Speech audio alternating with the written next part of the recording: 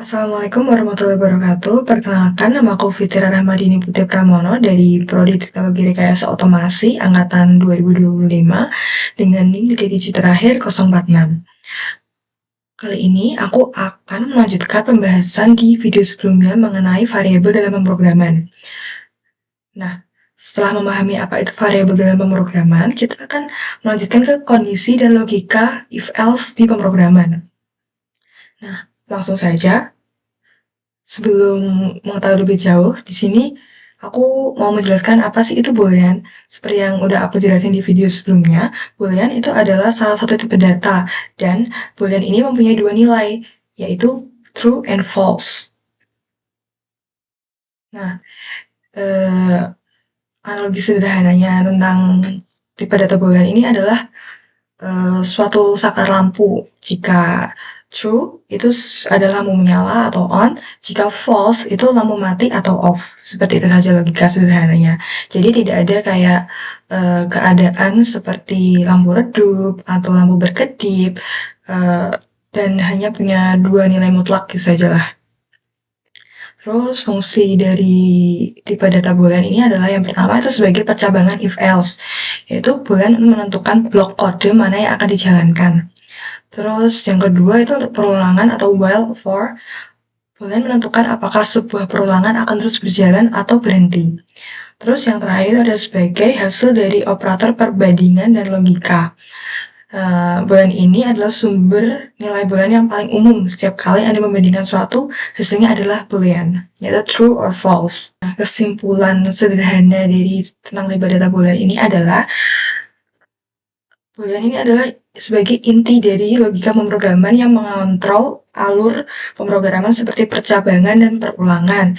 Nilai boolean sering dihasilkan dari operator perbandingan seperti tanda kurang dari, tanda sama dengan 2 kali, tanda kurang dari, dan lain-lainnya. Terus ada operator logikanya itu ada and, or, atau not. Terus selanjutnya kita masuk ke apa itu conditional. Conditional adalah struktur kendali dalam pemrograman yang memungkinkan program untuk mengambil keputusan dan mengeksekusi blok kode tertentu berdasarkan suatu kondisi yang bernilai benar atau true dan salah atau false. Nah, secara sederhana, conditional ini adalah cara memberi perintah pada komputer. Seperti jika kondisi X terpenuhi, maka kerjakan ini. Jika tidak, maka kerjakan itu. Nah, ini mirip dengan pengambilan keputusan kita dalam kehidupan sehari-hari. Misalnya, jika hujan, maka bawa payung. Jika nilai ujian kita jika nilai ujian kita lebih dari 80, maka lulus. Jika tidak, kita remedi. Seperti itu.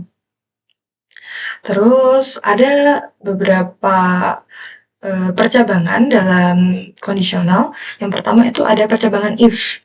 Nah, struktur percabangan if ini adalah blok kode yang digunakan untuk mengeksekusi suatu perintah hanya jika suatu kondisi terpenuhi atau bernilai true. Ini adalah bentuk percabangan yang paling sederhana dan fundamental.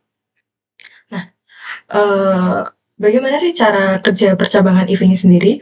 Alur kerja percabangan if ini tuh sangat sederhana. Yang pertama itu ada program mengevaluasi kondisi yang ditulis setelah kata if. Selanjutnya, jika kondisi bernilai true, maka blok kode yang diindentasi di bawahnya akan dijalankan. Lalu, jika kondisi bernilai false, maka blok kode tersebut akan dilewati atau tidak dijalankan. Dan program akan melanjutkan eksekusi ke baris kode berikutnya di luar kode blok if. Nah, kode-kode sintaks apa sih yang digunakan di percabangan if ini? Yang pertama itu ya ada if itu sendiri sebagai kata kunci yang wajib sekali. Terus yang kedua itu saat ada kondisi ekspresi itu seperti tanda kurang dari, tanda lebih dari, tanda sama dengan, atau gabungan dari beberapa tanda tersebut. Yang kedua itu ada titik dua.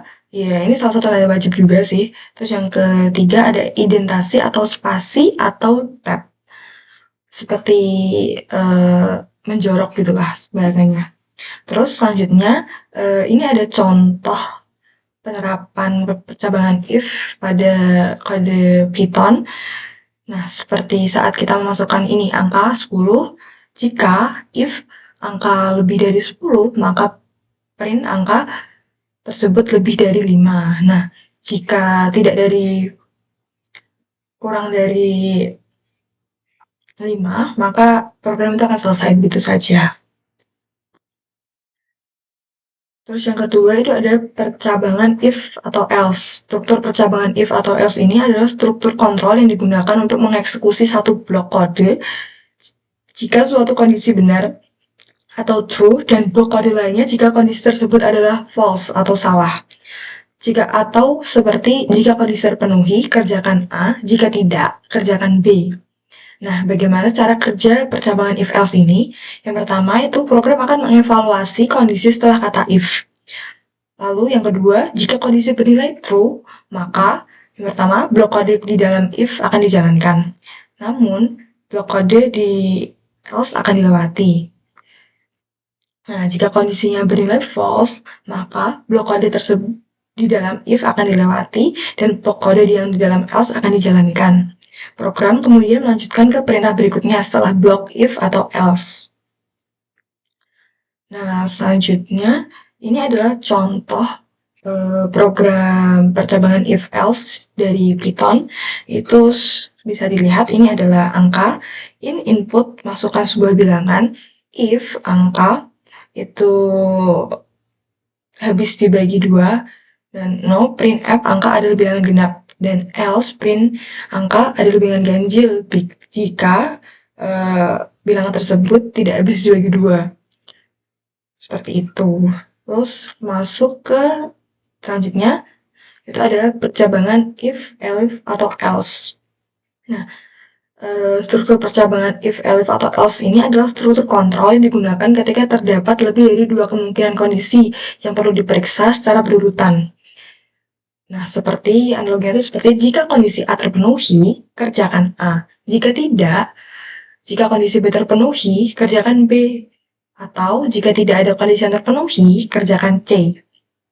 Nah, cara kerjanya program if, elif, else ini itu yang pertama, program akan mengecek dahulu kondisi secara berurutan dari atas ke bawah. Nah, jika kondisi pertama bernilai true, maka blok kode if dijalankan dan seluruh elif, else dilewati. Nah, jika kondisi 1 bernilai false, maka program akan mengecek kondisi 2. Dan jika kondisi 2 bernilai true, maka blok kode elif pertama dijalankan dan sisa elif, else dilewati. Terus, jika kondisi 2 juga false, program akan terus mengecek elif berikutnya secara berurutan. Nah, jika semua kondisi if dan elif bernilai false, maka blok kode else yang dijalankan. Selanjutnya, ini yang di bawah ini adalah contoh percabangan if, elif, atau else dengan program Python, bahasa Python. Itu umur, kita input dulu berapa umur Anda. Nah, if umur Anda itu kurang dari 13, maka akan dimasukkan ke kategori anak-anak. Namun, jika umur Anda kurang dari 20, Anda akan dikategorikan sebagai remaja. Dan jika Anda lebih dari 20 tahun namun kurang dari 60, maka akan dikategorikan sebagai dewasa. Namun jika tidak masuk ke dalam ketiga kategori tersebut, maka Anda akan digolongkan sebagai kategori lansia. Seperti itu secara singkatnya. Nah, selanjutnya kita masuk ke flowchart. Nah, apa sih flowchart itu? Flowchart adalah sebuah diagram yang menggunakan simbol-simbol grafis untuk menggambarkan urutan langkah-langkah dan keputusan yang diperlukan untuk menyelesaikan suatu proses atau algoritma. Secara sederhana, flowchart adalah peta atau blueprint yang menjelaskan bagaimana sebuah program atau proses bekerja menggunakan gambar dan simbol bukan tulisan. Nah, tujuan dari flowchart ini atau manfaatnya ya, itu untuk memvisualisasikan algoritma, membantu programmer untuk melihat alur logika pemrograman sebelum menulis kode. Yang kedua, itu adalah memudahkan pemahaman, lebih mudah dipahami oleh orang teknis maupun non-teknis dibandingkan kode program. Yang ketiga, sebagai alat komunikasi, itu menjadi alat yang efektif untuk berkomunikasi antara analis, programmer, dan juga klien. Yang keempat, sebagai dokumentasi. Berfungsi sebagai dokumentasi proses yang jelas dan standar. Yang kelima, itu adalah sebagai meminimalisir kesalahan logika, yaitu membantu untuk menemukan celah atau kesalahan dalam logika proses sejak tahap perencanaan. Nah, ini adalah kode-kode bentuk yang digunakan di flowchart, yaitu yang pertama itu ada flow, yaitu simbol yang digunakan untuk menggabungkan antara simbol yang satu dengan simbol yang lain. Simbol ini disebut juga dengan connecting line. Yang kedua itu ada on-page reference, yaitu simbol untuk keluar masuk atau penyambungan proses dalam lembar kerja yang sama. Yang ketiga itu ada off-page reference, itu simbol untuk keluar masuk atau penyambungan proses dalam lembar kerja yang berbeda. Yang keempat itu ada terminator, itu simbol yang menyatakan awal atau akhir suatu program. Yang kelima itu ada proses, yaitu simbol yang menyatakan suatu proses yang dilakukan komputer. Yang keenam itu ada decision, itu simbol yang menunjukkan kondisi tertentu yang akan menghasilkan dua kemungkinan jawaban, yaitu ya atau tidak. Itu bentuknya seperti diamond ya. Terus yang ketujuh itu ada input atau output, yang simbolnya itu adalah jajar genjang, itu simbol yang menyatakan proses input atau output tanpa tergantung peralatan. Yang ke-8 itu adalah manual operation, yang simbolnya itu adalah trapesium dibalik. Ini simbol yang menyatakan suatu proses yang tidak dilakukan oleh komputer. Yang ke-9 itu ada dokumen, yaitu simbol yang menyatakan bahwa input berasal dari dokumen dalam bentuk fisik atau output yang perlu dicetak.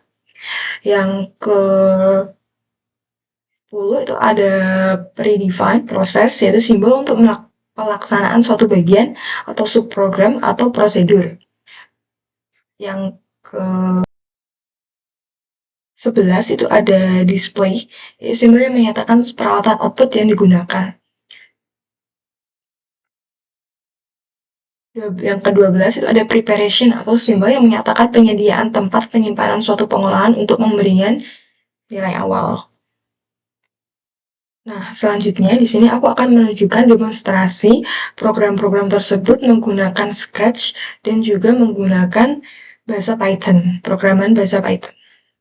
Ini adalah contoh penerapan struktur if else di Scratch, program Scratch. Nah, ya, seperti biasa, ini aku akan menjelaskan struktur-strukturnya ya. Ya, yang pertama seperti ya pada umumnya kita berikan tanda untuk cara start programnya. Terus yang kedua kita tambahkan variabel di sini, variabel temperature. Nah, selanjutnya kita berikan blok if else. Nah, if yang pertama itu adalah jika temperatur itu kurang dari 20 atau 20 derajat. Maka katakan turn the heater on atau nyalakan penghangatnya. Terus, tapi jika tidak terpenuhi suhunya tersebut, maka temperaturnya itu lebih dari 19,9 dan temperaturnya itu kurang dari 25,1, maka katakan oke. Tapi jika tidak ada dalam kategori ini, maka katakan turn the cooler on. Seperti itu. Caranya ya seperti yang dijelaskan tadi, jika suatu kemungkinan ini, suatu keadaan ini, kejadian ini tidak terjadi, maka kita beralih ke kemungkinan kejadian lain. Dan jika kemungkinan kejadian tersebut juga tidak memenuhi syarat, ya kembali lagi ke kemungkinan kejadian lain. Nah, kita coba running programnya. Nah, karena yang dimasukkan temperaturnya itu 26,7, maka ini masuknya ke ini, tidak masuk ke kategori lebih dari tidak masuk ke kategori lebih dari 19,9 dan juga tidak kurang dari 25,1. Makanya turn the cooler on. Coba kita ganti variabel temperaturnya. Kita masukkan ke 15 derajat. 15,7. Nah, kita coba running ulang. Nah, turn the heater on, karena temperatur 15,7 ini kurang dari 20, maka programnya mengatakan turn the heater on. Coba kita ganti lagi variabelnya. Kita masukkan 22, kita running lagi. Kita running lagi. Oke, karena ini masuk ke kategori kejadian temperaturnya itu lebih dari 19,9, tapi masih di bawah 25,1, seperti itu. Nah, selanjutnya kita berpindah ke menggunakan bahasa Python. Sama saja sebenarnya programnya itu, tapi beda bahasa saja yang digunakan. Nah, sini kalau kita input kemungkinan kejadiannya ya, itu ada if atau jika temperaturnya itu kurang dari 20, maka print turn the heater on. Namun elif temperaturnya itu lebih dari atau sama dengan 20 dan temperaturnya itu masih kurang dari sama dengan 25, print OK. Namun jika tidak ada dari dua kategori tersebut, maka print turn the cooler on. Nah, kita coba running programnya. Ini masih seperti tadi ya, 20 temperaturnya, kita coba temperaturnya 20, kita running. Nah, jawabannya oke. Karena apa? Karena 20 ini berada di kisaran tidak lebih dari 20 atau sama dengan 20 dan juga tidak lebih atau sama dengan 25. Nah, kita coba ganti. Kita ganti 16. Terus kita coba running ulang. Nah, turn the heater on.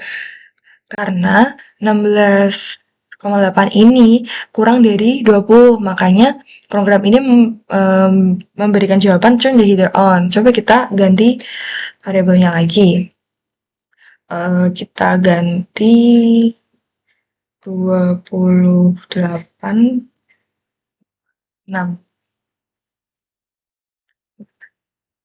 Terus kita running ulang.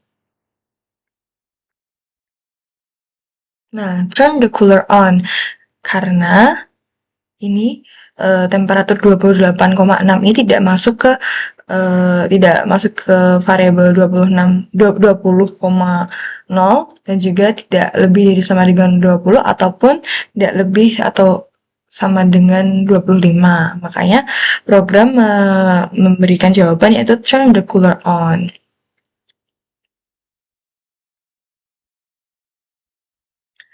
Nah, selanjutnya kita akan coba menggunakan Scratch lagi dan menerapkan struktur if else tadi dengan lebih rinci. Ini programnya lebih panjang dari sebelumnya karena sebelumnya itu hanya konsep-konsep dasarnya saja. Nah, yang pertama ini lebih biasa seperti tadi, kita beri tanda cara untuk running programnya. Terus habis itu kita tanya, where do you want to drive? South Africa, Meksiko, India, atau France? Lalu kita simpan jawaban dari pertanyaan tadi di variabel country. Terus kita tanya lagi, how old are you? Lalu simpan jawaban usia tadi ke variabel user age. Nah, setelah mendapatkan dua variabel tadi, kita masuk ke struktur if else elif-nya. Nah, yang pertama, if country itu sama dengan jawabannya ke South Africa dan user age atau pengendaranya orang ini adalah lebih dari 16 tahun, itu mengatakan you can drive, kamu bisa mengendarai kendaraan ke South Africa karena umurmu memenuhi. Namun, jika umur dari pengendara tersebut kurang dari 16, maka program akan mengatakan you can drive karena belum memenuhi persyaratan umur. Terus, selanjutnya, jika pengendara tersebut memilih negara itu Meksiko dan umurnya itu lebih dari 17 tahun, maka program akan mengatakan you can drive atau kamu bisa mengendarai kendaraan ke Meksiko karena sudah memenuhi. Namun, ada kemungkinan lain jika user age-nya ini kurang dari 17 namun lebih dari 15, maka program akan mengatakan kamu bisa mengemudi tapi dengan izin dari orang tua atau diawasi oleh orang tua. Selanjutnya, masih ada kemungkinan lain jika pengendaranya ini umurnya lebih dari 14 namun kurang dari yang sebelumnya, itu jawaban programnya akan ada you can drive with parental supervision atau kamu bisa mengemudi tapi dengan pengawasan dari orang tua, atau mengatakan kalau kurang dari 14 ini akan dikatakan programnya itu you can drive, kamu tidak bisa mengemudi. Lalu selanjutnya yaitu jika pengemudi memilih negaranya itu India dan user age-nya itu lebih dari 17, maka program akan mengatakan you can drive atau kamu bisa mengemudi. Atau jika user age-nya itu kurang dari 17, maka program akan mengatakan you can drive. Nah, selanjutnya untuk jika pengendara memilih negara French dan user age-nya itu lebih dari 17, maka program akan mengatakan you can drive.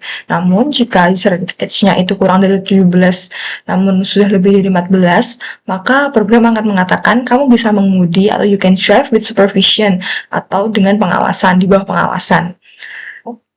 Namun, jika pengendaranya itu kurang dari 14 umurnya, maka program akan mengatakan you can drive atau kamu tidak bisa mengemudi ke sana.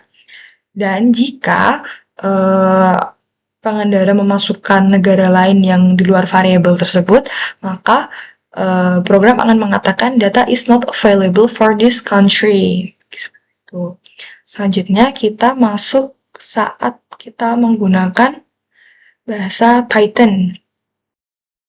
Kurang lebih sama ya seperti tadi, namun kita coba yang scratch tadi kita coba running terlebih dahulu ya. Where do you want to drive? Kita coba drive ke Meksiko. Nah, kita umurnya itu 18 tahun. Nah, maka jawabannya akan you can drive. Selanjutnya kita coba menggunakan Python yang kurang lebih sama sih. Dan coba kita running saja ya. Kita coba run. Nah, where do you want to drive? South Africa, Mexico, India, or France? Coba masukkan France. How old are you? 15. You can drive with supervision. Kamu bisa mengemudi tapi dengan di bawah pengawasan seperti itu. Jawabannya kurang lebih sama seperti scratch tadi, cuma beda di bahasa doang.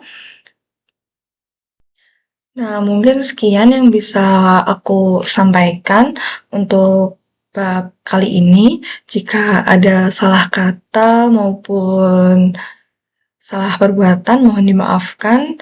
Sekian, semoga bermanfaat. Wassalamualaikum warahmatullahi wabarakatuh.